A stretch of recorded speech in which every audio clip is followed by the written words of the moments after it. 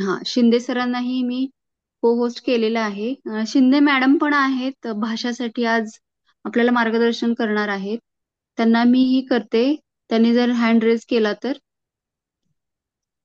आता हे सुरू होऊ द्या, आपण त्यांना करू पुढे. सचिन शिंदे सुरू होऊ बर, ठीक आहे. द्या.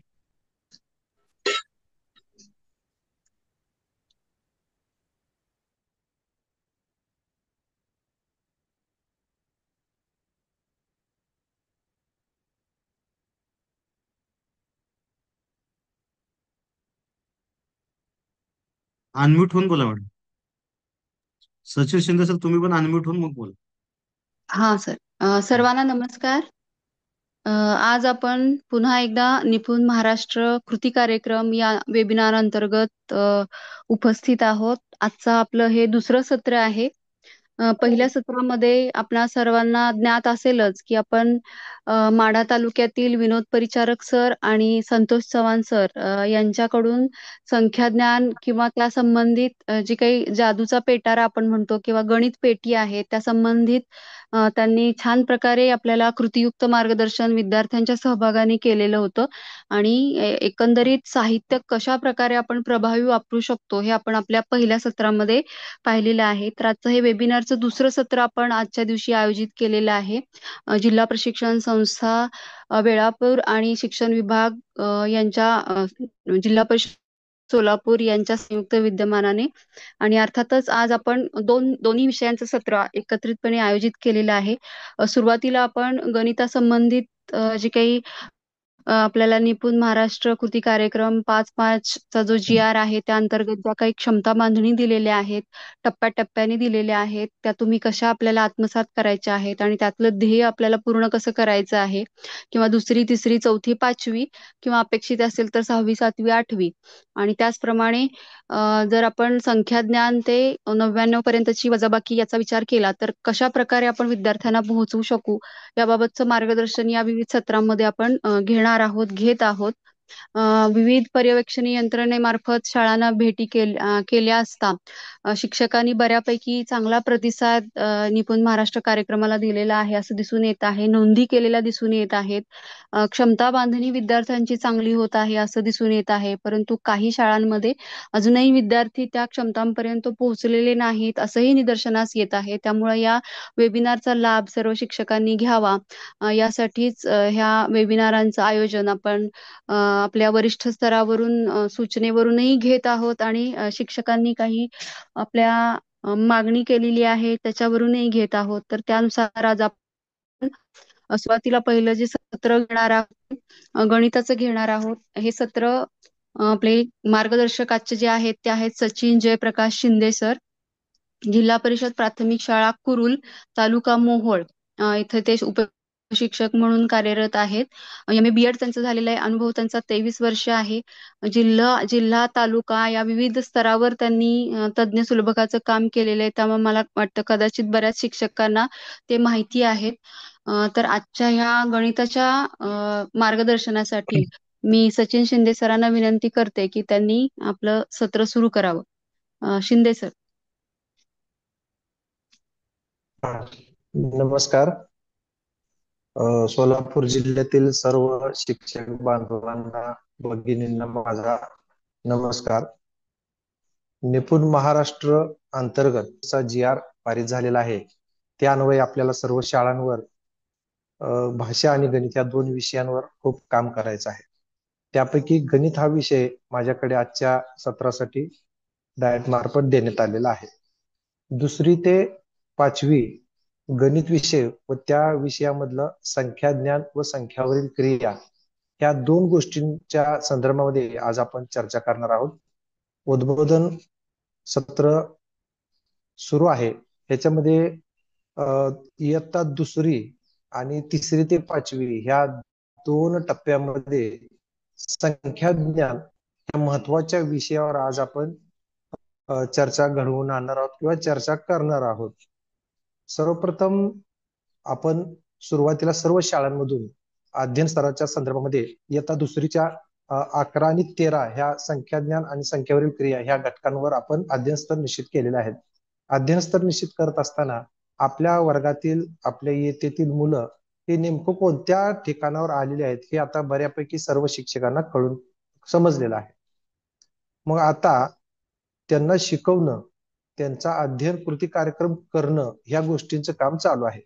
हे करत असताना संख्याज्ञान कसं घ्यायचं, संख्या नेमक्या कशा शिकवायच्या, तर दुसरी पर्यंतचा जो तो क्रायटेरिया आहे तो संख्याज्ञानाच्या बाबतीमध्ये असा आहे दुसरीचा, की वस्तू मोजतो व 20 पर्यंत संख्याबोध विकसित करतो. आता ह्या क्रायटेरियाला जर आपण पाहिलं किंवा ह्या क्षमतेला जर आपण पाहिलं तर वस्तू मोजतो ह्याला खूप महत्व आहे. नेहमी आपण काय करतो शाळेमध्ये, संख्या शिकवतो, डायरेक्ट संख्या शिकवतो, परंतु संख्यांचा बोध विकसित करत नाही. बहुतांशी गणितामध्ये असं होतं की आपण शिकवतो आणि मुलं शिकतात का नाही हे पाहत नाही, त्याला फक्त संख्या लिहिता आणि वाचता आली की आपण समजतो की त्याला संख्या समजली.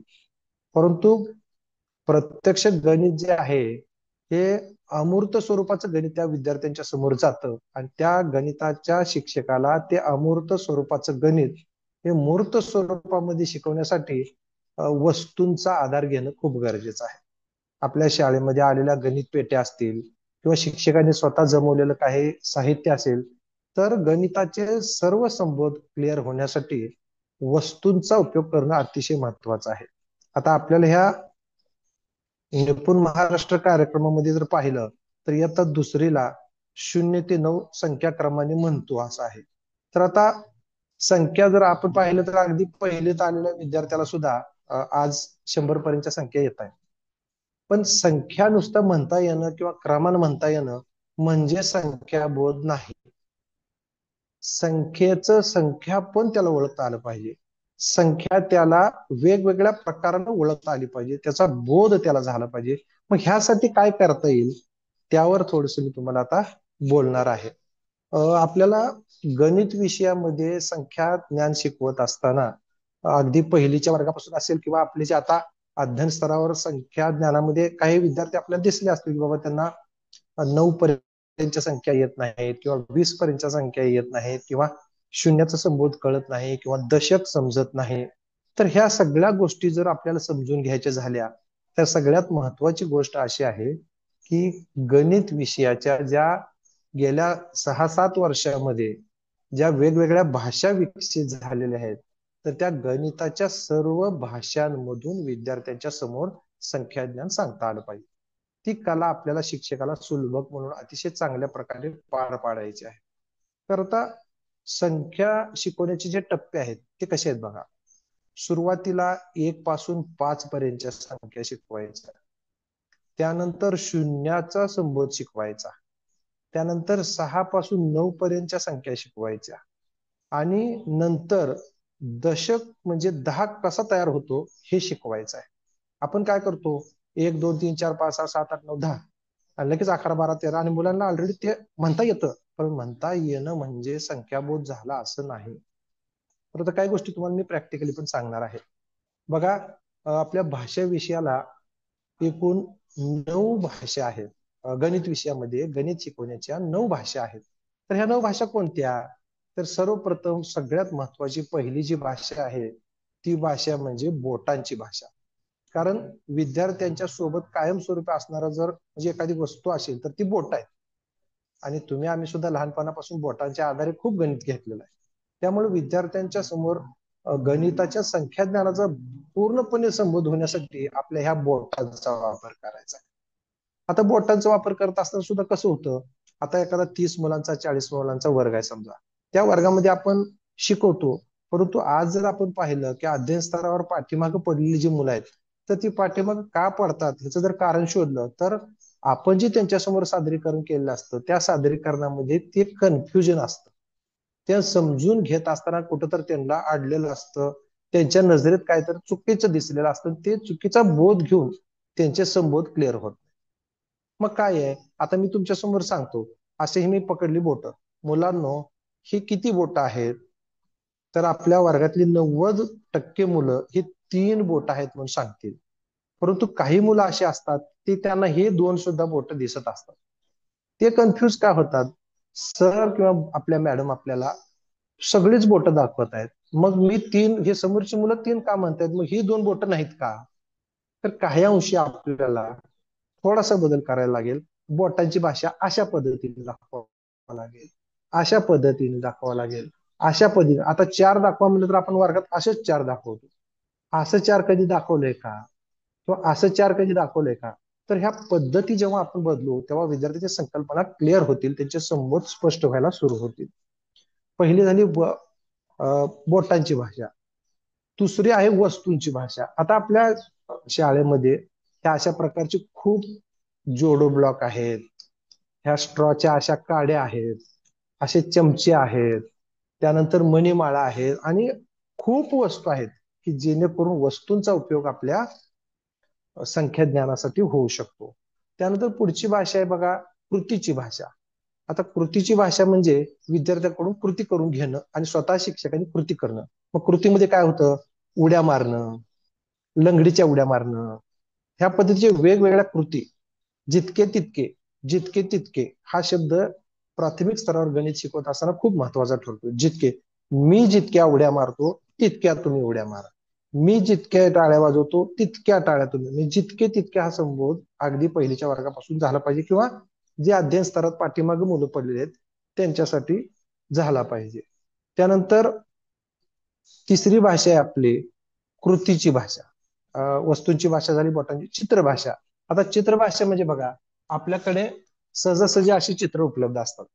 तर आपण जो जो अंक शिकवतोय तेवढ्या अंका एवढी चित्रे, आता मी त्यांच्या समोर असं दाखवलं, माझ्या हातामध्ये जे चित्र आहे त्याच्यामध्ये जितकी चित्र मी काढलेली आहेत तितकी तुम्ही काढा. इथं कुठंही मी संख्येचं नाव घेतलं नाही, संख्येचं ध्वनी उच्चारलं नाही, संख्या कार्ड दाखवलेलं नाही. फक्त सुरुवातीला मी जितकी बोटं काढतो तितकी बोटं काढा, मी जितक्या टाळ्या वाजवतो तितक्या टाळ्या वाजवा, मी जितकी चित्रे काढतो फळ्यावर काढा, कागदावर काढा. म्हणजे हे जितकं तितकं पहिल्यांदा झालं पाहिजे. त्यानंतर पुढची भाषा आहे ध्वनीची भाषा. मग त्याच्यामध्ये टाळे आहे, चुटके आहे. तर जितकं तितकं हा शब्द वापरून पहिल्यांदा हे घेतलं गेलं पाहिजे. त्याच्यानंतर गोष्टीची भाषा आहे बघा, ही तर इतकी महत्वाची भाषा आहे गोष्टीची भाषा. ज्या वेळेस आपण शाब्दिक उदाहरणं शिकवत असतो आणि मुलांना डायरेक्ट शाब्दिक उदाहरण येतात की अमुक रुपाली जवळ 4 चॉकलेट आहेत, तिला तिच्या मामाने आणखीन 2 चॉकलेट दिले, तर एकूण, हे एकदम त्या स्तरावर गेल्यानंतर ते 2-3 वाक्याचं जे शाब्दिक उदाहरण आहे ते त्याच्यासाठी एकदम नवखं असतं. मग आपण संख्याज्ञान शिकवत असताना अगदी पहिलीपासून किंवा अध्ययन स्तरापासून जर गेलो तर गोष्टीची भाषा वापरायला शिकवायची.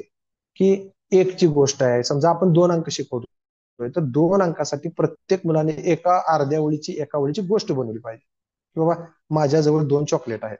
आणि आणखीन एक महत्वाचा मुद्दा आहे गणित विषय शिकवत असताना, की गणित हे अगदीच अमूर्त स्वरूपाचा विषय आहे. त्याला जेवढं जास्तीत जास्त मूर्त स्वरूप आपल्याला देता येईल तेवढं जास्तीत जास्त वापर करायचा. कारण समजून घेऊन मनातल्या मनात विचार करून करण्यापेक्षा लहान मुलांच्या समोर जर वस्तू, प्रतिमा, चित्र असतील, कृती असेल तर ते लवकर लक्षात येते आणि ते लवकर आत्मसात करतात. तर हे गोष्टीची भाषा आहे. चलनाची भाषा आहे. आता मुलांना चलन माहित आहे, नाणी आणि नोटा, त्याचा वापर करू शकतो. आणि हे सगळं करून एकास एक, जितके तितके, हे सगळं दाखवून आपण एक एक अंक आपण विद्यार्थ्यांना शिकवू शकतो. आता उदाहरणासाठी तुम्हाला मी, आणि कधीही आपल्याला एक सवय आहे की वस्तू अशा हातात घेऊन दाखवतो, हे एक झालं, हे 2 झालं, असं वस्तू हातात घेऊन वर्गातल्या विद्यार्थ्यांच्या समोर जाऊ नका. तर त्याच्यासाठी तुम्ही एखादा पॅड किंवा असा प्लास्टिकचा कागद वापरा आणि त्याच्यावर अशा पद्धतीने वस्तू ठेवायच्या आहेत आणि म्हणायचंय, बघ हे किती आहे, इतके तू घेऊन दाखव. त्याच्या नजरेत हे एकदम 2 हे नजरेत दिसलं पाहिजे. आणखी एक आपली काय सवय असते, हे किती आहे, 1, हे किती आहे, 2, हे किती आहे, 3. अशा पद्धतीने वर्गात मुलांच्या समोर जातो. पण नेमकं जे अप्रगत मुलं राहतात त्यांच्या मनामध्ये कन्फ्युजन जे असतं ते वेगळं असतं. की सर पहिल्यांदा 1 ठेवतात, त्याच्यात 1 मिसळल्यावर मग 2 तयार होतं, त्याच्यात 1 टाकला की मग 3 तयार होतं. हे बेरजेची क्रिया आहे, ही पुढे जाऊन घेणार आहेत मुलं. पण आपण काय करतो, अगोदर असं टाकून नकळत बेरीज त्यांच्या समोर येतो आणि त्यांच्या मनामध्ये मग संख्या ज्ञानाबद्दल जे संबोध स्पष्ट व्हायला पाहिजे होते, संख्येचं संख्यापान जे त्यांनी जपायला पाहिजे होतं, तिथं मध्ये कुठंतरी अडचण निर्माण होते. हे सगळ्या मुलांच्या बाबतीत होत नाही, परंतु जी मुलं आपल्याला प्रगत सापडतात ते अशी कन्फ्यूज झालेली असतात. त्यासाठी काय करावं लागेल, तुम्हाला जी संख्या मुलांना दाखवायची आहे वस्तूच्या रूपात ती एकदम स्वरूपात दाखवा. आता मी एकदम 3 ठेवले असे एकदम ठेवा. त्यांच्या डोळ्याच्या नजरेला एकदम 3 दिसू द्या. मग ते 3 स्ट्रॉ, 3 लिंबे, 3 जोडो ब्लॉक असं 3 त्यांच्या डोळ्यात आणि नजरेत एकदम बसेल आणि मग त्या पद्धतीने त्यांना करता येईल. त्यानंतर मग एक एक संख्या शिकवत असताना ह्या पद्धतीच्या ह्या गणिताच्या ज्या 9 भाषा आहेत त्या 9 भाषांमधून आपण गेलं पाहिजे. हे करत असताना विद्यार्थ्याला उपलब्ध परिसरातील त्याच्या वर्गातील असतील, शाळेतील असतील, घरचे असतील साहित्याचा वापर करता येईल अशा पद्धतीने आपण सुचवू शकतो. आता हे झालं 1 ते 5 पर्यंतच्या संख्याज्ञान शिकवणं. आता पुढचा महत्वाचा टप्पा जो आहे तो आहे शून्याचा संबोध. त्या बऱ्याच अंशी आपण काय करतो, शून्य म्हणजे सर्रास पुस्तकामध्ये पण असं असतं की आपण सर्रास सर्वजण शिक्षक असं सांगतो की शून्य म्हणजे काहीच नाही, शून्य म्हणजे काहीच नाही असं आपण प्रत्येक वेळी शिकवतो. परंतु मुलाला शून्याचा संबोध जर क्लिअर करायचा असेल तर शून्य म्हणजे काहीच नाही हे तोंडी सांगण्यापेक्षा त्याला मूर्त स्वरूपामध्ये आपण दाखवू शकतो. आता त्याचं मूर्त स्वरूप दाखवायचं झालं तर एक उदाहरण आहे. त्यासाठी आपण असा छोटासा एखादा डब्बा घेऊ शकतो किंवा काय असेल ते घेऊ शकतो. तर त्याच्यामध्ये आपण काय करतोय बघा, तुमच्याजवळ जी उपलब्ध वस्तू आहेत त्या वस्तूंचा वापर करून समजा आता मी हे जोडो ब्लॉक घेतले. बघा आपण त्यांना किती शिकवलंय, समजा आपण त्यांना 5 पर्यंत शिकवलंय तर मी 5 वस्तू टाकल्या आणि त्या डब्यात घेतल्या आणि वाजवून दाखवलं. माझा आवाज काढला आता आणि आवाज काढून दाखवलं तर त्या वस्तू मोजून बघतील. मुलं म्हणतील 5 आहे. एक वस्तू कमी करा, मग पुन्हा वस्तू टाका, पुन्हा डब्बा हलवा, थोडासा आवाज कमी होईल, पुन्हा वस्तू दाखवा 4 आहेत, पुन्हा एक वस्तू कमी करा, पुन्हा वस्तू टाका, पुन्हा हलवा. असं करत करत एकच वस्तू ठेवा, त्याचा आवाज कमी होईल, ती पण वस्तू काढा आणि नंतर हा असा हलवा. आता मुलं सांगतील सर ह्यात काहीच नाही त्यामुळे आवाज येत नाही. मग काहीच नाही म्हणजे काय आहे, जेव्हा हे होतं तेव्हा तुम्ही 1 म्हटलं, जेव्हा एवढे होते तेव्हा तुम्ही 2 म्हटलं. मग आता काय म्हणणार, आता काय म्हणणार, तर आता जर तुम्हाला म्हणायचं असेल तर त्याला म्हणायचं ह्या डब्यामध्ये 0 जोडो ब्लॉक आहेत. बघा शून्याचा संबंध असा आहे, फक्त काहीच नाही असं नाही. बघा फक्त काहीच नाही असं नाही, तरी वस्तू होत्या, पूर्वी कोणत्या तरी वस्तू होत्या, आता जोडो ब्लॉक होते, तर त्याचे अबसेंटी दाखवण्यासाठी वापरलं जाणार चिन्ह म्हणजे 0 आहे. कोणत्या तरी वस्तूची अबसेंटी दाखवण्यासाठी. आता हे काय आहे तर ह्याच्यामध्ये 0 जोडो ब्लॉक आहेत. ह्याच्यामध्ये 0 मग हे तुम्ही नाण्यातून करू शकता, वस्तूतून करू शकता, खड्यातून करू शकता किंवा दुसऱ्या पद्धतीने सुद्धा करू शकता की जेणेकरून शून्याचा संबोध मुलांचा अगदी क्लिअर होईल. तर हा शून्याची ओळख करून देत असताना वेगवेगळ्या पद्धतीने करून देता येईल. हा एक फक्त एक डेमो होता, असे अनेक डेमो सुद्धा आपल्याला वेगवेगळ्या पद्धतीने सुद्धा देता येईल. शून्याचा संबोध जे आहे तो काहीच नाही दाखवण्यासाठी आहे आणि काहीच नाही याचा अर्थ 0 आहे आणि ते 0 दाखवत असताना मग तुम्ही काहीच नाही ह्या पद्धतीनं, काहीच नाही त्याचं संख्या चिन्ह हे आहे, काहीच नाही त्याचं संख्या चिन्ह हे आहे, तर हे त्यांना बिंबवलं जाईल. आणि ह्याचा वापर आपल्याला ज्यावेळेस दशक तयार होणार आहे, जेव्हा 1 अंकी संख्येतून संख्या 2 अंकीची तयार होते म्हणजे दशक तयार होतो आणि मग आपण म्हणतो साधारणतः शिकवलं जातं 1वर 0 10 असं, म्हणजे मोगम पद्धत आहे ती. परंतु 1 म्हणजे काय आहे आणि तो 0 म्हणजे काय आहे हे क्लिअरली मुलाला त्याचा संबोध क्लिअर झाला पाहिजे. तिथं 0 का ठेवलंय हे सुद्धा क्लिअर झालं पाहिजे. जेवढं होता होईल तेवढं त्याला मूर्त स्वरूप देण्याचा आपण प्रयत्न करणं अतिशय गरजेचं आहे. तर हे शून्याची ओळख झाली. कारण आपल्या दुसरीच्या ह्याच्यामध्ये लिहिलंय 0 ते 9 संख्याक्रमाने म्हणतो, 0 ते 9 पर्यंतच्या वस्तू मोजतो. आता हे 1 ते 5 आणि 0 झालं. 6 ते 9 सुद्धा तशाच पद्धतीने घ्यायचं आहे. कशा पद्धतीने घ्यायचं आहे, तुम्ही असे स्ट्रॉ वापरू शकता. मग त्या गणिताच्या 9 भाषा, मग ती बोटांची भाषा असेल, कृतीची भाषा असेल, वस्तू भाषा असेल, ध्वनी भाषा असेल आणि सगळ्या भाषा संपत आल्यानंतर शेवटी बघा मी काय सांगतोय, शेवटी एखादी वस्तू दाखवली आपण, म्हणजे दाखवण्याचा प्रकार बघा, आपण कसं आतापर्यंत 7 भाषेपर्यंत त्याला एक म्हणजे कसं लिहिलं जातंय आणि त्याचं नाव अंकी कसं आहे, अक्षरी कसं आहे हे आपण त्याला दाखवलेलं नाही. एकदम 7 भाषा झाल्यानंतर हा एक स्केच पेन आहे. हे एक हा एक स्केच पेन आहे. हे एक आणि त्याचं अक्षरी नाव एक. तर अशा पद्धतीने जर आपण फ्लॅश कार्डचा वापर केला, म्हणजे फक्त ह्याला एकट्याला दाखवायचं नाही किंवा ह्याला एकट्याला पण दाखवायचं नाही, त्याच्या सोबतीला वस्तू, उडी, टाळ्या, बोट हे जर असेल तर संबोध क्लिअर व्हायला खूप मदत होते. आणि प्राथमिक स्तरावर पहिली दुसरी तिसरी पर्यंत संबोध क्लिअर झाले तर संख्या ज्ञानामध्ये बहुतांश मुलं कुठेही अडकत नाहीत.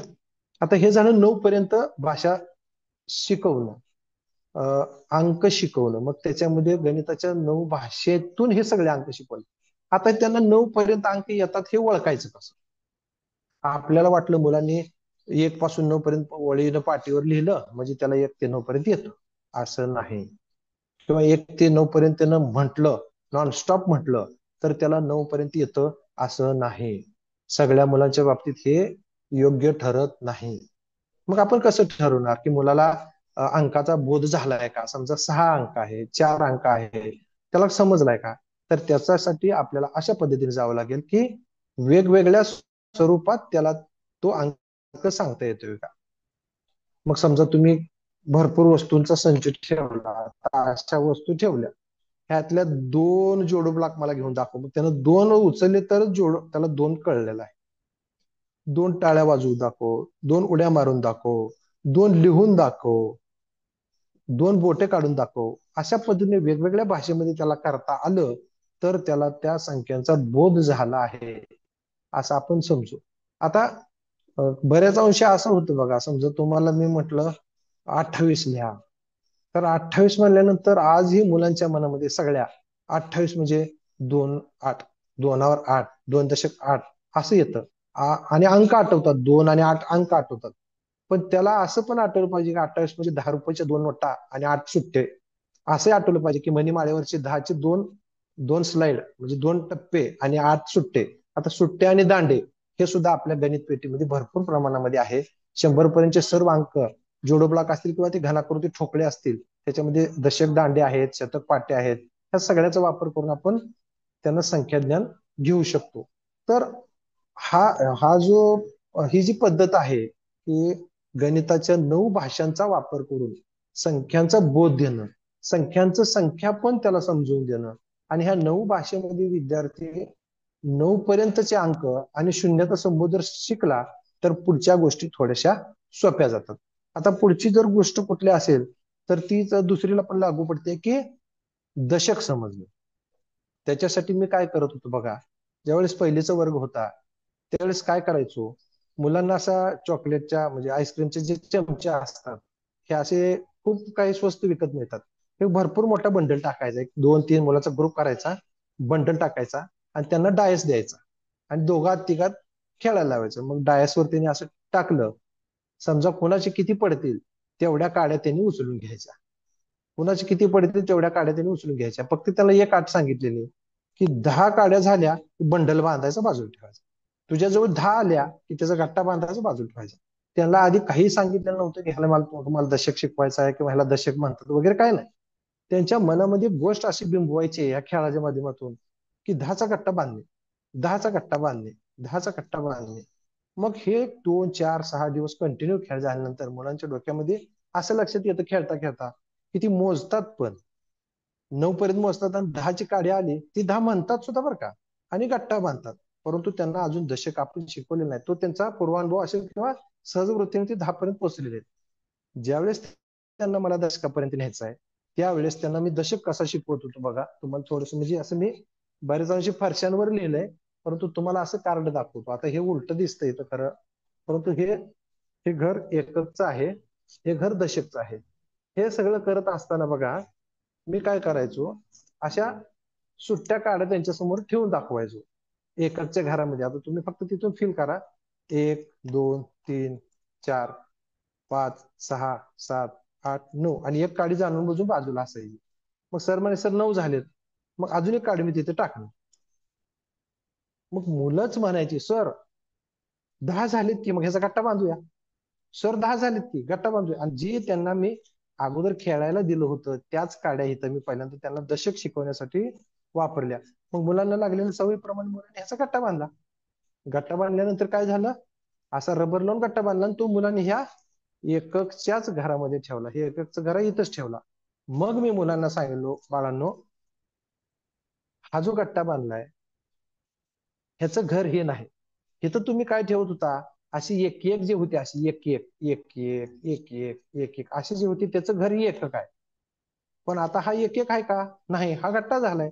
तर ह्या गट्ट्यासाठी त्याचं स्वतःच एक नवीन घर आहे. ह्या गट्ट्यासाठी त्याचं स्वतःच एक नवीन मोठं घर आहे अजून, कारण हा मोठा झालाय आता. मग त्याचं घर आहे, त्याचं शेजारचं घर आहे, ते आहे दशकाचं. मग इथं तो गट्टा ठेवला. मग मुलांना विचारलं की बाबा इथं गट्टा किती आहे, एक गट्टा आहे. मग ह्या एककाच्या घरात आता कोण आहे का शिल्लक, नाही. म्हणून इथं एक लिहायचं आणि इथं कोणच नाही, झिरो काडे आहेत म्हणून शून्य काडे आहेत म्हणून शून्य लिहायचं. तर अशा पद्धतीनं दशक कसा तयार होतो, एककातून दशक कसा तयार होतो आणि दशकाचं घर कसं पुढचं मोठं घर असतं, हा दशकातून एककातून दशक तयार होणं हे अगदी कृतीयुक्त पद्धतीनं फरशीवर खाली आम्ही आखलेलं आहे पेंटनं. त्याच्यावर अगदी मुलं साईडला बसून कडेला त्या पद्धतीनं दशक शिकवून घेतो. आणि दशक शिकवून घेतला की फक्त 10च पर्यंत किंवा एक दशक शिकवायचं नाही, मग लगेच त्याला दुसरा गट्टा बी करायला लावायचा.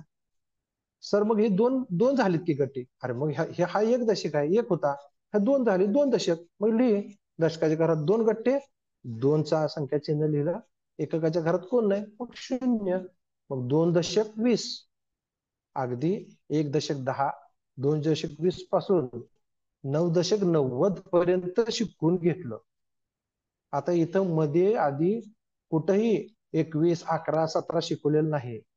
बघा मी स्वतः असं शिकवलेलं आहे, 1 ते 5 शून्याची ओळख, 6 ते 9 दशकाची ओळख, आणि एक पूर्ण दशक माहीत झाला तर सगळेच दशक, सगळेच दशक 10, 2 दशक 20, 3 दशक 30, 4 दशक 40 असं करत करत 9 दशक 90 पर्यंत मी शिकवून घेतलं. आणि त्याचे संख्या कार्ड दाखवले, अंक कार्ड दाखवले, आणि 9 आणि 0 जे आहे लेखन ते कसं तयार होतं त्याचं डेमो फरशीवर दाखवलं गेलाय.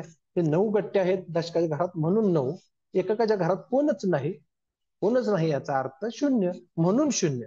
मी सांगतोय म्हणून 9च्या पुढे शून्य ह्याला 90 म्हणा, त्याचं पूर्ण मूर्त स्वरूप त्यांच्या समोर ठेवलं. आणि त्यातून मग काय असा फायदा झाला, मुलं 10 पर्यंत करेक्ट शिकली आणि 10 पासून 90 पर्यंतचे दशक पूर्ण शिकली. आणि हे एवढं केलं तर तुमचं 100 पर्यंत संख्याज्ञान अगदी सोपं होतं. कारण हे जे फरशीवर आखलेलं जे माझं हे जे आहे एकक दशकचं घर, ते खूप काय काम करतं. मग पुढे मला काय कामच नाही. हे बघा, 1 दशक ठेवला, एक एकक ठेवला, किती झाले रे बाळांनो, सर 1 दशक आणि एक एकक आहे. मग लिहा बर, म्हणजे तिथंच फरशीवर खाली लिहायची सोय आहे, 1 दशक 1 एकक. मग इथं पण एक आहे, इथं पण एक आहे. बघा मी काय सांगतो, काही मुलांचं कन्फ्युजन कुठं होतं, आपण जेव्हा संख्या लिहितो अशा अक्षर इथं इथं पण एक लिहितो, इथं पण एक लिहितो, आणि दोन्हीकडचा अंक एकच आहे. पण दोन्हीतल्या अंकाच्या एकची जी ताकद आहे ही आपल्याला शिकवते संख्या, काय शिकवते, स्थानिक किंमत शिकवते. आणि हे जेव्हा मूर्त स्वरूपात मुलांच्या समोर येतं ना, मूर्त स्वरूपात, तर ते मुलं नंतर कुठंच चुकत नाहीत.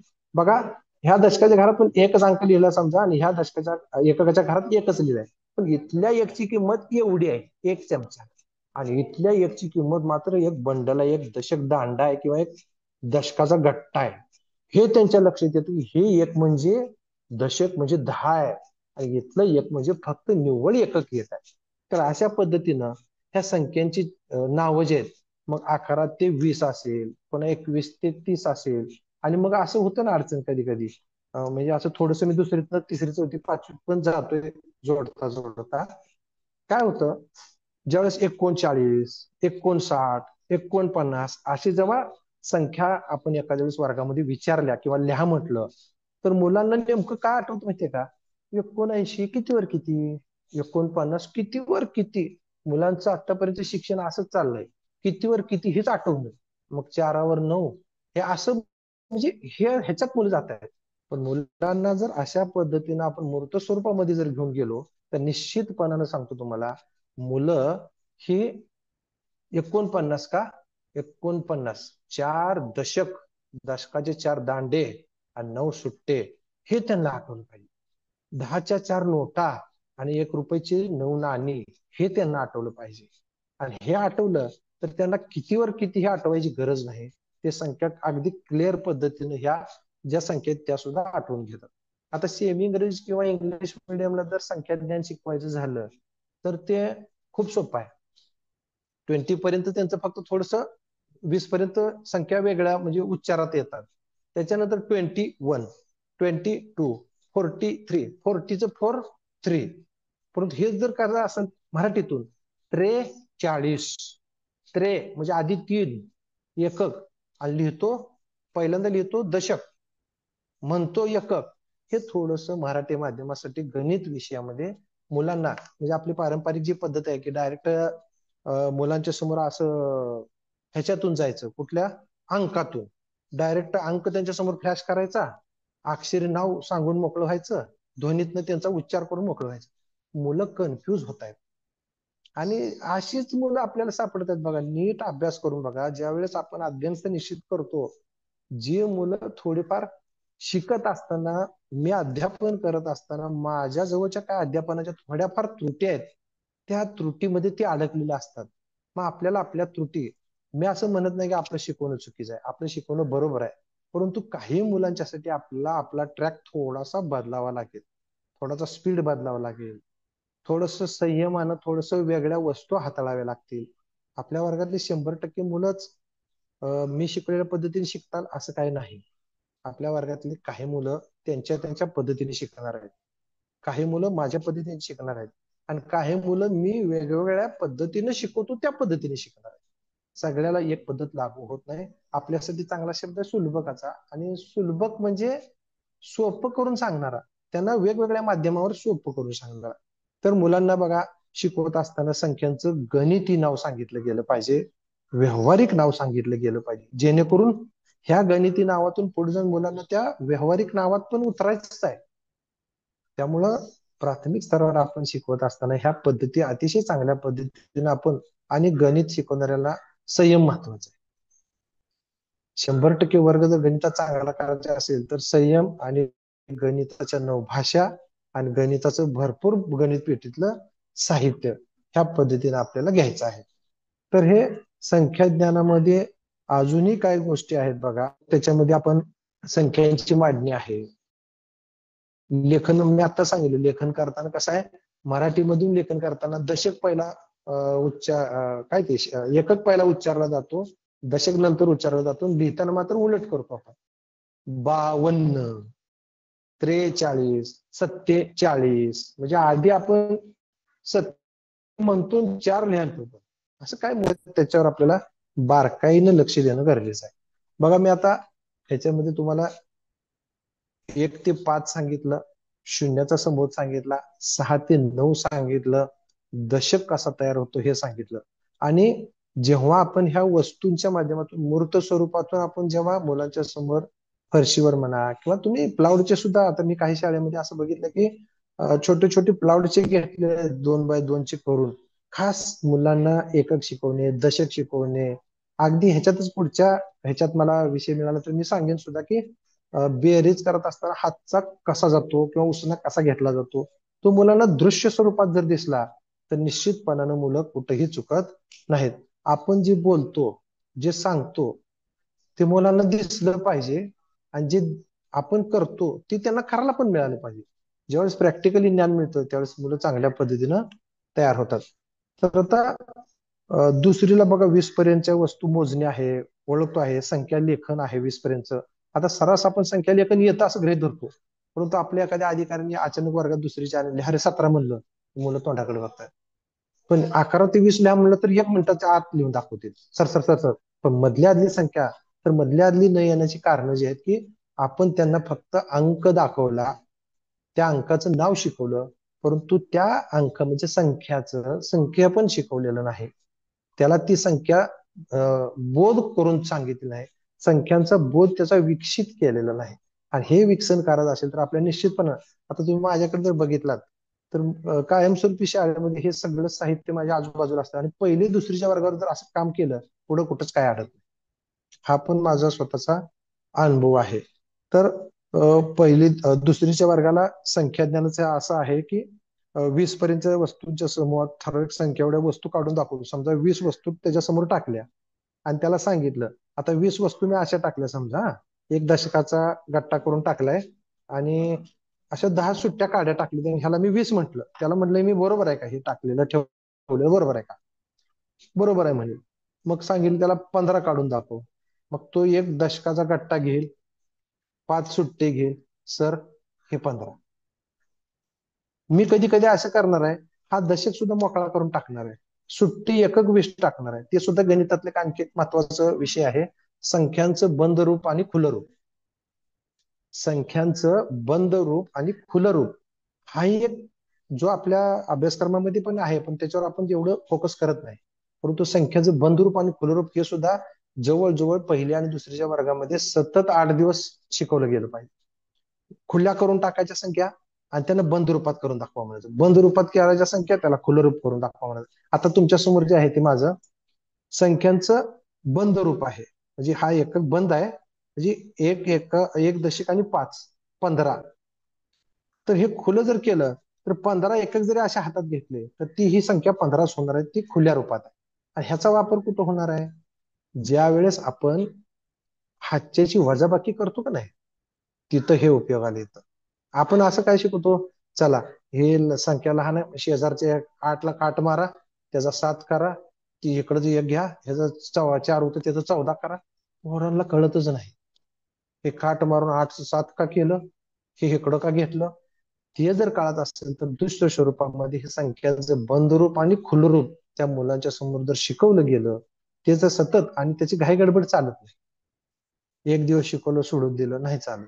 7 8 10 दिवस ती कळलं त्या मुलांचे एकदा ते समोर क्लिअर झाला मुलं स्वतःहून म्हणतील सर पास आता खूप खूप व्हायला लागले आता जमेल काय ते शिकवा. ज्यावेळेस असं मुलांकडून येईल त्यावेळेस समजायचं की त्यांना हे कळलं. कारण मुलं जोपर्यंत त्यांचा इंटरेस्ट आहे तोपर्यंत ते करतच असतात शिकतच असतात.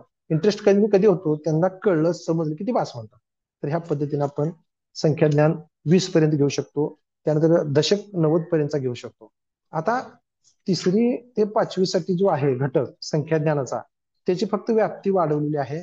त्याच्यामध्ये 51 ते 99 पर्यंतची संख्या नामे क्रमाने म्हणतो. म्हणजे क्रमाने म्हणता येतं मुलं म्हणतात आजची. नॉनस्टॉप सांगितलं की ती क्लिअरच म्हणतात.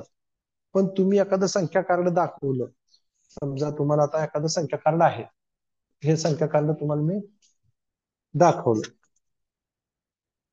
हे किती आहे. तर आजही तुम्ही प्रत्येक शाळेमध्ये मुलांच्या जवळ बसून तुम्ही अनुभव घ्या की मुलं हा 2वर 4 24 असंच म्हणतायत बऱ्यापैकी. असं म्हणत नाही 2 दशक 4 एकक 24 त्यांना म्हणायची सवय लागली पाहिजे. आणि मग त्यांच्यासमोर हे अक्षरी नाव सुद्धा आपण फ्लॅश करू शकतो 24. आणि हे मुलांच्या समोर ठेवलं तर मुलांची जी नजर असते नजर आता काही अंशी कसं आहे बघा ते भाषेचे स्तर अजून चांगलं सांगतील भाषा विशेष तज्ञ. त्याच्यामध्ये कसं असतं आपण आता वाचन शिकवतो मुलांना म्हणजे ह्याच्यामध्ये आहे म्हणून मी सांगालो की संख्यानं मी अक्षरी लिहितो वाचतो. तर अक्षरीचं कसं आहे बघा म्हणजे जो वयोगट आहे आपला 1ली ते 3री पर्यंतचा त्या वयोगटाला तर असं आहे की त्यांची जी डोळ्याची ग्रहण शक्ती जी आहे ती अतिशय चांगली उत्तम प्रकारची असते. हात चल एक काना एक मात्र 24 असं ते घेत नाहीत. त्यांच्यासमोर एकदम फ्लॅश कार्ड जर असं आलं 24चं तर ते असं कसं एखादा फोटो क्लिक केला जातो तसं ते कार्डच क्लिक करतात. आणि पुन्हा हे कार्ड किती दिवसांनी त्यांच्या समोर येऊ द्या ते लगेच नजरेत आणतात. तर अशाही पद्धतीची काय मुलं आहेत की ती एका ह्याच्यामध्ये शिकणारे आहेत. स्थानिक किंमत 51 ते 99 पर्यंतच्या संख्या ओळखतो किंवा स्थानिक संकल्पना वापरतो.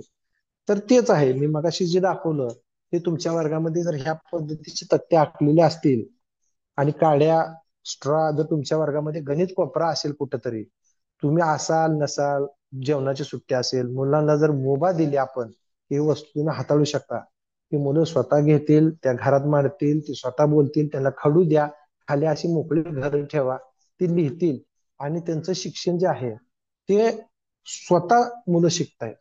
पण त्यांच्यासाठी साहित्य उपलब्ध करून देणं हे आपलं काम आहे. तर संख्या लिहिणं आहे, स्थानिक किंमत ओळखणं आहे, संख्या क्रमानं म्हणणं आहे, वस्तू मोजणं आहे. तर हे संख्या ज्ञान अशा पद्धतीनं मुलांना शिकवता येतं. तर आता आजच्या माझ्या घटकामध्ये मला असं सांगण्यात आलं होतं की आपण संख्या ज्ञानावरच बोलूया. तर संख्या ज्ञान ह्या पद्धतीने शिकवता येतं. फक्त सगळ्यांनी एक गोष्ट लक्षात ठेवायची की संख्या शिकवण्यासाठी किंवा संख्या मुलांना संबोध होण्यासाठी सुरुवातीच्या काळामध्ये किंवा जी मुलं आपल्याला अभ्यासामध्ये पाठीमागे दिसत आहेत किंवा अध्ययन स्तरामध्ये पाठीमागे दिसत आहेत त्या त्या ह्याच्या, तर त्यांच्यासाठी मात्र आपल्याला वेळ द्यावा लागेल. त्यांच्यासाठी साहित्य घेऊन बसावं लागणार आहे. आणि जो कृती कार्यक्रम जो आपण करतोय, म्हणजे प्रत्येक मुलगा आहे त्या स्तरापासून पुढच्या स्तराला जाण्यासाठी तो कृती कार्यक्रम राबवत असताना ह्या ज्या वस्तू आहेत, ह्या ज्या काय आपल्याजवळ गणित पेटी आहे, समजा अशा पद्धतीने माझ्याकडे म्हणजे मी भरपूर वापरतोय अशा चौकटी आहेत, ह्या चौकटीचा सुद्धा उपयोग करून म्हणजे कसं आहे, मुलांचे जे संबोध आहेत ते जोपर्यंत क्लिअर होत नाहीत, अमूर्त कल्पना जोपर्यंत त्यांच्यासमोर मूर्त स्वरूपात येत नाहीत, तोपर्यंत मुलांना तुम्ही कितीही शिकवा, ती ह म्हणतील, तुम्ही उठून गेला की पुन्हा त्यांचं पहिलं जे होतं तिथंच राहणार. पण त्या संकल्पना क्लिअर करण्यासाठी काही मुलं वस्तूच्या माध्यमातून शिकणार आहेत, काही मुलं अगदी संगणकाच्या माध्यमातून सुद्धा शिकणार आहेत. त्यांच्यासमोर फ्लॅश कार्ड आहेत, विविध प्रकारचे व्हिडिओज आहेत, ते सुद्धा आपण दाखवणं गरजेचं आहे. आपल्याला आता 30 जून पर्यंत हे सगळे मुलं 75% जास्त आपला वर्ग प्रगत करणं टार्गेट ठेवलंय. पण आपण प्रयत्न जर केला, प्रामाणिक प्रयत्न जर थोडे दिवस केला, तर निश्चितपणाने सांगतो 15 दिवसाच्या आत, फक्त 15 दिवसाच्या आत हे जे काय आपल्या समोर ठेवले निपुण महाराष्ट्रामध्ये उद्दिष्ट, तर जवळजवळ 100% मुलं हे गृहीत करतील. कारण त्याचं खूप काय नाही त्यात, संख्याज्ञानाच्या बाबतीत जर म्हणलं तर खूप काय नाही, परंतु शिकवण्यासाठी वेळ देणं, घटवून घेणं, सराव करणं, वस्तूंचा वापर करणं, हे सगळं घेऊन आपण सोबत मुलांच्या जर बसलो. आता बघा अगदी संख्याज्ञानात आणखीन एक महत्वाची गोष्ट वर्गस्तरावर चांगली होती बघा, ती म्हणजे आपल्या वर्गात, आता माझ्या पाठीमागे बघा थोडस वर मी दिसा म्हणून लावले, परंतु ही मणिमाळ जी आहे ती माझी फळ्याच्या खाली कायमस्वरूपी असते. मी आता सध्या शाळेतूनच बोलतोय, कायमस्वरूपी खाली असते आणि त्याला दोन अशा पद्धतीचे चिमटे लावलेले असतात. ते पण तुम्हाला दाखवतो. म्हणजे वस्तू साध्याच असतात परंतु त्या इतक्या परिणामकारक असतात ना, काय विचारू नका. मग ते चिमटे आहेत माझे प्लास्टिकचे, ते मुलांच्या हाताला येते मणिमाळ आणि ते मध्ये चिमटे लावतात आणि एकमेकाला विचार सांग ही संख्या किती आहे. मग त्याच्यामध्ये मात्र वेगवेगळ्या रंगाचे दशकाचे टप्पे आहेत. ते टप्पे मोजतात, 1 दशक, 2 दशक, 3 दशक, 4 दशक. हा 4 दशक 40 आहे आणि हे वरचे दोन 42. 4 दशक 2 42. हा खेळाच्या स्वरूपातून सुद्धा त्यांचा अभ्यास संख्या ज्ञानाचा होऊ शकतो.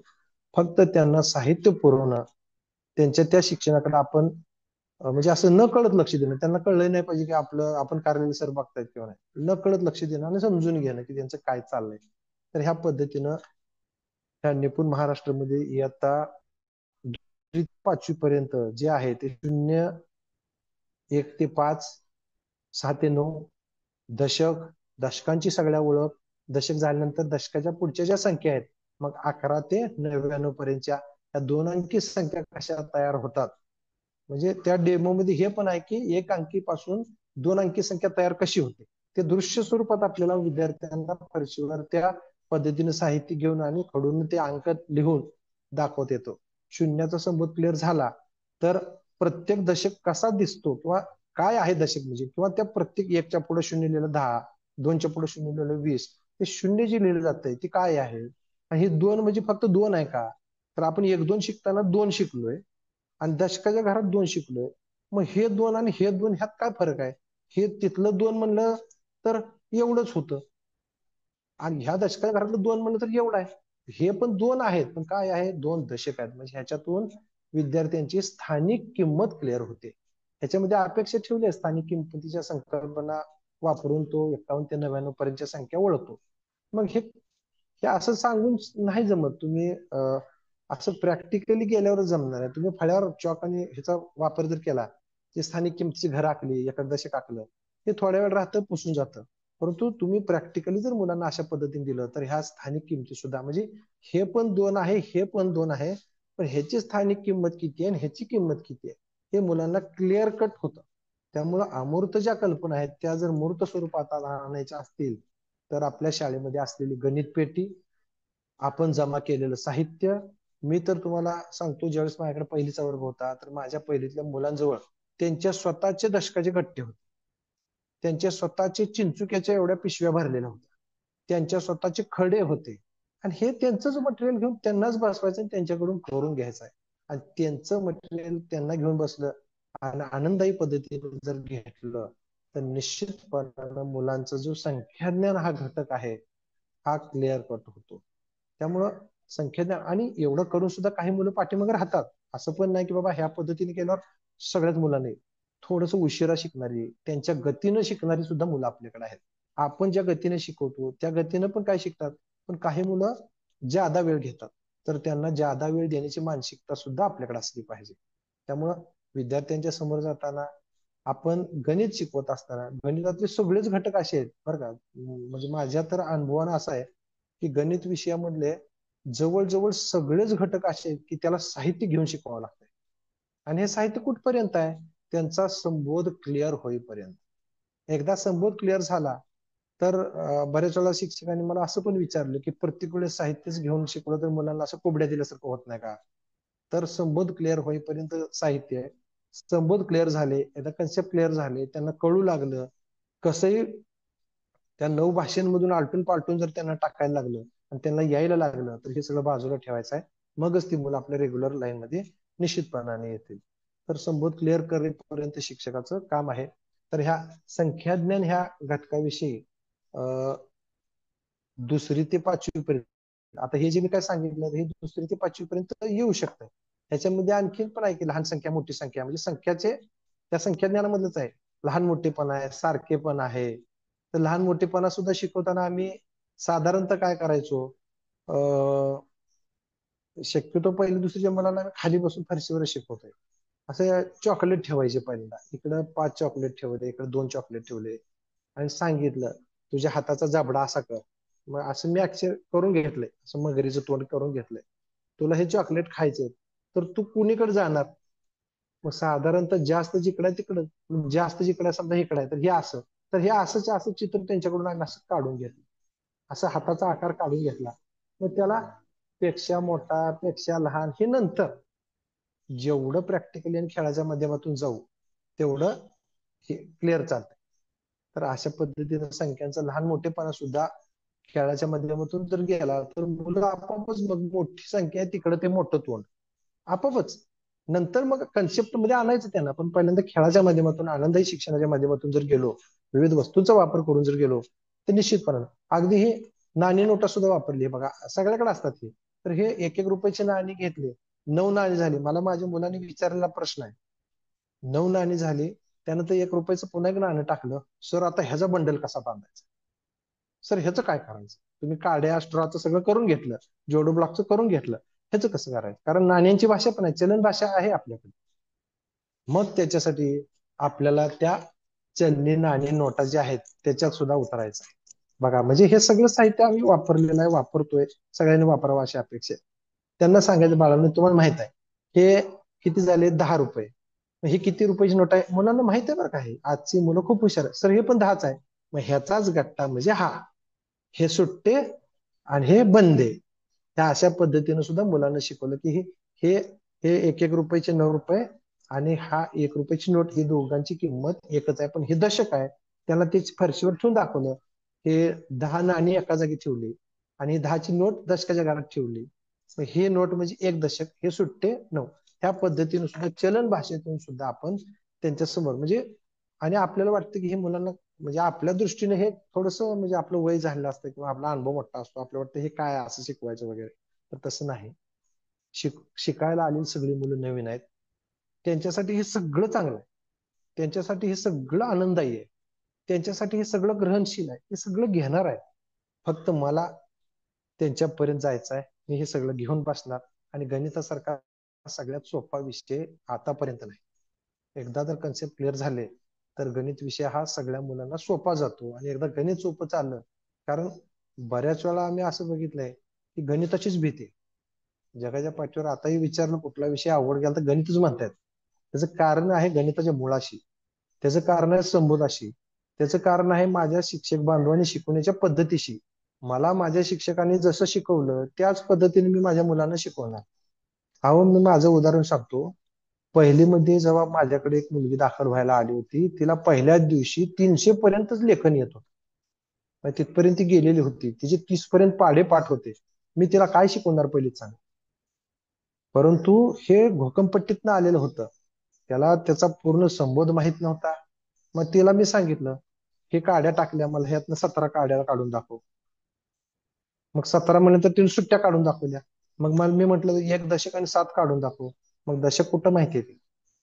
मग हे सगळं कितीतरी मुलं हुशार असली तरी पण आपल्याला गणिताच्या ज्या शास्त्रशुद्ध पद्धती आहेत त्या शास्त्रशुद्ध पद्धतीचा अवलंब करून, आनंददायी अध्यापनाचा वापर करून, शैक्षणिक साहित्याचा वापर करून, आपल्याला गणितातून जे काय म्हणजे नवीन पद्धतीने त्या सगळ्या पद्धतीचा वापर करून त्या आपल्या मुलांना ह्या पद्धतीने हे संख्या ज्ञान, अंकी असेल, अक्षरी असेल, वस्तू भाषेतनं असेल, चित्र भाषेतनं असेल, कृती भाषेतनं असेल, स्पर्श भाषेतनं असेल, ध्वनी भाषेतनं असेल, बोटांच्या भाषेतनं असेल, ह्या सगळ्या भाषांमधून शिकवायचं. आणि एकदा संबोध क्लिअर झाले की निश्चितपणानं आपली मुलं गणित ह्या विषयामधलं जे संख्याज्ञानाचा घटक आहे, ह्या आपल्या सगळ्या घटकांवर वेगवेगळ्या पद्धतीचं साहित्य वापरता येतं. परंतु संख्याज्ञान ह्या घटकासाठी खूप चांगलं जर साहित्य कुठलं असेल शाळेमध्ये, तर ते घनाकृती ठोकळे आपल्या गणित पेटीत आलेले आहेत. त्यानंतर जोडो ब्लॉक आपल्या गणित पेटीत आलेले आहेत. त्यानंतर आपल्याकडे आईस्क्रीमचे चमचे आहेत, स्ट्रॉ आहेत. म्हणजे ज्याचा गट्टा बांधता येईल ह्या वस्तू पहिल्यांदा हाताळायच्या. खडे वगैरे सुरुवातीला घ्यायचे नाहीत, कारण आपण शक्यतो शिकू त्या घेऊन. पण जो दशक मला करायचा, काही मुलं आजची चॅलेंजिंग आहेत. मी तुम्हाला मग सांगितलं की 1-1 रुपयाची नाणी घेतली, त्याचा कट्टा कसा बांधता मी मला विचारलं. मग थोडस कन्फ्युजन होणाऱ्या गोष्टी थोडं मागे ठेवायच्या, ज्या सोप्या जातील आणि मुलांना गळी उतरवण्यासाठी सोप्या चटकन आपल्याला उपलब्ध होतील किंवा त्यांच्याकडे पण उपलब्ध होतील, त्या पद्धतीने आपण निश्चितपणाने मुलांच्या समोर जायचं आहे. तर 99 पर्यंतच्या जे संख्याज्ञान आहे ते शिकवण्यासाठी थोडस आपल्याला खाली उतरावं लागतं, मुलांपर्यंत जावं लागतं. शैक्षणिक साहित्याचा वापर भरपूर प्रमाणात करावा लागतो, वेळ द्यावा लागतो. आणि विशेष म्हणजे आपण स्वतःला थोडं संयमी ठेवावं लागतं. ही गोष्ट खूप महत्वाची आहे. कारण माझा जर संयम नसेल, मला जर वाटत असेल काय 4 तर शिकवालो, 2 तर शिकवालो, लगेच कळत नाही का तुला, शिकायला येत नाही का तुला, काय आवड आहे, नाही, असं जर केलं तर मुलं नाहीच शिकणार. मग पुन्हा असे उपक्रम येतील आपल्यासमोर आणि आपल्याला सगळं पुन्हा हे राबवत बसावं लागेल.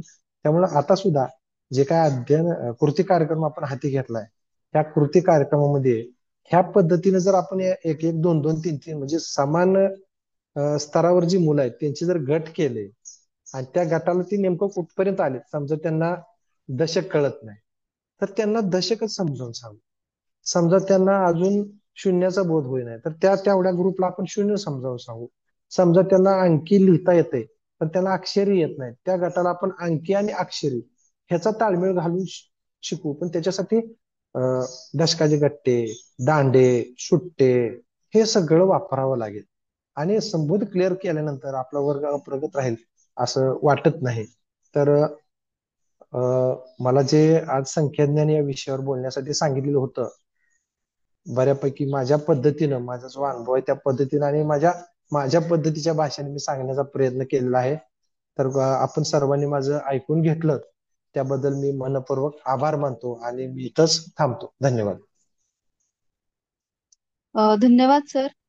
आपण आताच म्हटल्याप्रमाणे गणित हा विषय अत्यंत सोपा आहे. फक्त तो सोपा करून सांगण्याची पद्धत शिक्षकांनी समजून घेतली पाहिजे. कारण संबोध जर शिक्षकांनी चांगल्या प्रकारे विद्यार्थ्यांना समजावून दिला तर तो विषय अर्थातच विद्यार्थ्यांना अवघड वाटणार नाही. आणि तो कसा चांगल्या पद्धतीने आपण शिकवू शकतो आणि कोणत्या छान पद्धती वापरू शकतो आणि संख्या ज्ञान आपण विद्यार्थ्यांपर्यंत कसं पोहोचवू शकतो याचं उदाहरण तुम्ही वेगवेगळ्या पद्धती, साहित्य याद्वारे आजच्या ह्या वेबिनारमध्ये दिलेलं आहे. त्याबद्दल आपले जिल्हा शिक्षण व प्रशिक्षण संस्था वेळापूर तर्फे खूप खूप आभार. अशाच प्रकारचं पुढचेही जे काही क्षमता बांधणी आहेत, क्षमता आहेत त्याच्याबद्दलही आपल्याकडून मार्गदर्शन होईल ही अपेक्षा. आपले पुन्हा एकदा धन्यवाद.